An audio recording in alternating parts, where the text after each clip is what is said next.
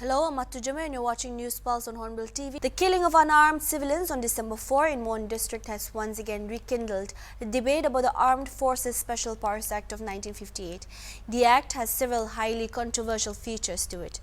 These include immunity from legal recourse for acts committed by military forces during anti-insurgency operations. There are also several components to it, such as the Disturbed Area Act. Let's have a look at some of the points of the Afspa that are controversial with our senior reporter, El Nguli. So thank you so much, Sir El, for joining us today. Hello, Atu. Nice to see you again. Okay, so getting straight to the questions, when we talked about the Afspa or the Armed Forces Special Powers Act, it's only implemented in places that are considered disturbed. So could you please tell us more about how and why is a area considered disturbed? Before we start off, I think I would like to give a clarification in this regard, Atu. That's a very important question here because I think even among the media there is some kind of a misconception that the Disturbed Area Act and the Armed Forces Special Powers Act are two different acts. Actually, the Disturbed Area Act is part of the Armed Forces Special Powers Act. So now in the context of the action of the Disturbed Area Act, Section 3 of the Armed Forces Special Powers Act is the one that conditions an order where you can implement the disturbed area order only by Section 3 of the Armed Forces Special Power Act. It's a separate condition. So how do you know that an area is disturbed? How do you know that? Well, actually, the very interesting part of the Armed Forces Special Power Act is that it is not a military condition when you put in the order. Actually, the Act says that if the place has, let's say, problems, disturbances, disputes between communities, races, and even religious groups, it does not really point specifically to armed, for example, armed uprisings such as insurgencies. It is speaking specifically about races, religious groups, communities. So it's a bit confusing because we are dealing with an act that is giving a sanction of an order for action for communal disturbances, for example. But in the case of Nagaland, for example, and northeast states such as Manipur and Assam, we are talking about insurgency problems. So anyhow, Section 3 of the Armed Forces Special Power Act says that if there is any disturbance, it could be between religious groups, or even tribal groups, even ho-hos, for example, or student groups, if there is any problem between them which requires the military helping the local administration, the civil administration, then the area will be declared disturbed. In other words, it's actually law and order problem which will be handled by the government, the local government, the DMC, for example, the government of Nagaland. It can be handled by the police, by the DC. But if the problem is so big, you need the help of the military, then the Disturbed Area Act will come into force. Okay, so again, when we talk about Afspa, again, it's not only implemented in Nagaland or in the northeastern areas, but it's also implemented in other parts of the country like Kashmir.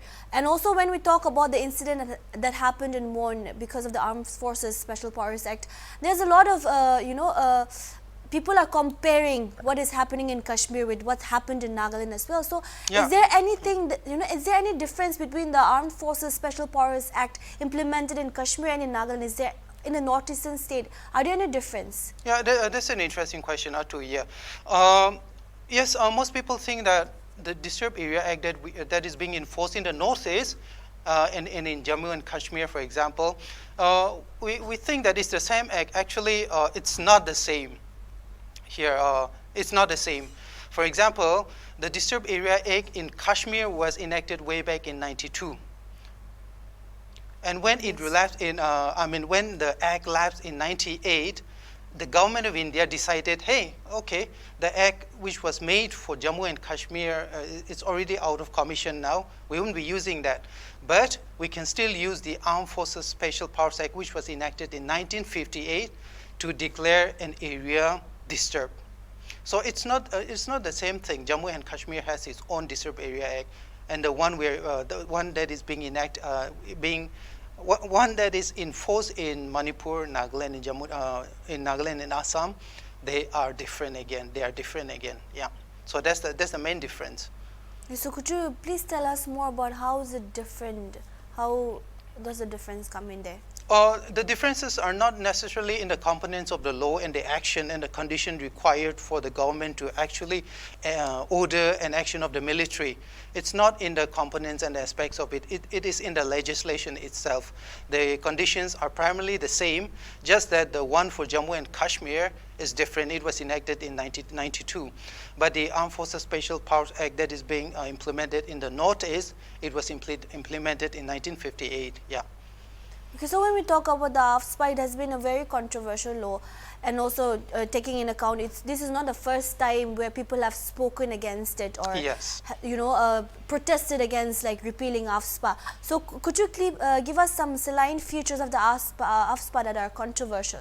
Yeah, I think it is the conversations that has been going around in India over the years has been consistent, especially when it comes to acts such as the Afspa. For example, there is unanimity in the way the people are protesting against. Unanimity in the protest of the media people, civil organizations, and the people in general. They are. There is no difference in their protest. For example, they're speaking only about two things: 4 and 6 section of the Armed Forces Special Power Act. There is no other disagreement with the law, I think. But here, the bone of contention is Section 4 and Section 6 of the AFSPA. Here, the military has been given total control of their actions. And if you look through the act, the military a military personnel can actually, they can go into a house, destroy property. You can use force. And even to the point of causing death to that person. And the other section says that you cannot be prosecuted for it. The law cannot hold you accountable for what you did. So this is complete immunity from legal recourse. So what the people are protesting is that either you remove the whole law or you amend it. Amend Section 4 and Section 6, where the military people are empowered with actions that goes beyond the ambits of the law, about ambits of the civil rights of the people. So these are the protests. These are the reasons for the protest. All right, thank you so much, El, for making us understand more about the Armed Forces Special Powers Act. Thank you for having me, Atu.